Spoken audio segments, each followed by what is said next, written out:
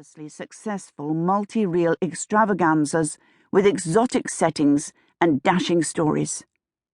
Then came Hannibal, which ran so far over budget in the preliminary stages, the project was cancelled before the second reel of film was fed into the cameras. Hannibal was followed by the wildly popular Rum Runner, but after that came The Writer, which took 8 months to make and ran in precisely 4 cinema houses for less than a week. The Writer's failure might have been predicted. A 3-reel drama about a British novelist in Paris?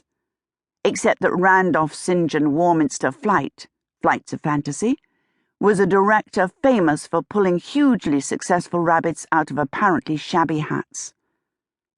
Small Arms concerned the accidental death of a child. Rum Runner was about smuggling alcohol into the United States. Both had returned their costs 100-fold.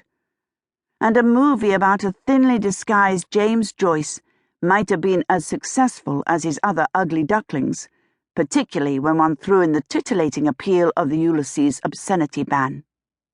However, since the film had skirted around the actual depiction of the obscene acts in question, it went rather flat.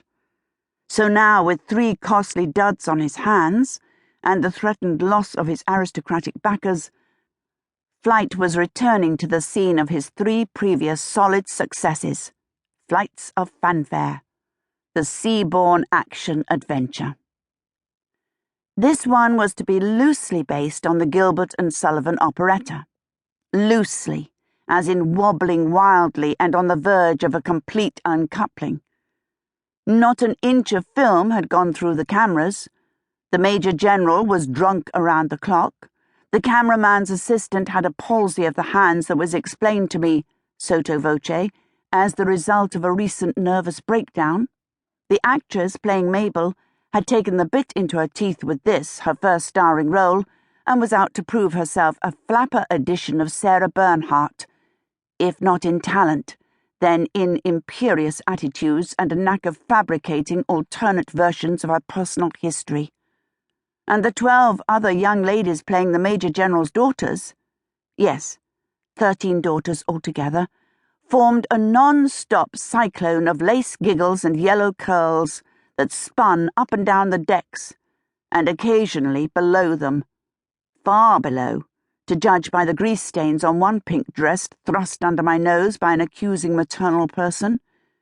Even the eldest of the sisters, a busybody of the first order, had blinked her big blue eyes at me in practised innocence from more than one out-of-bounds stateroom.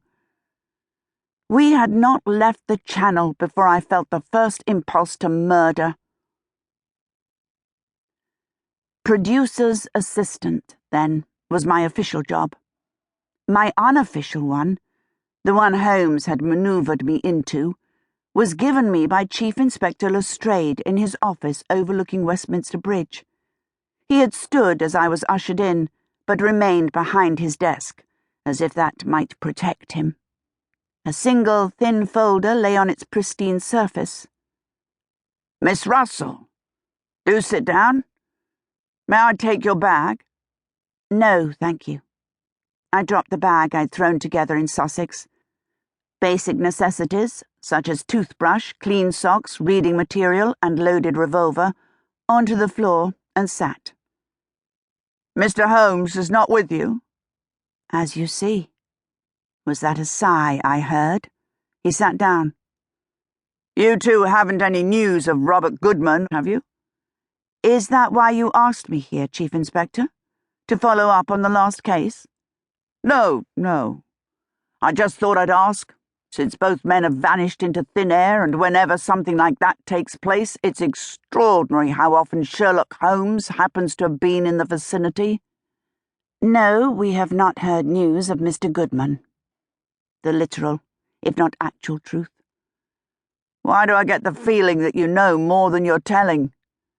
"I know a great number of things, Chief Inspector, few of which are your concern. Now, you wrote asking for assistance." "From your husband?" "Why?" Lestrade had always complained, loud and clear.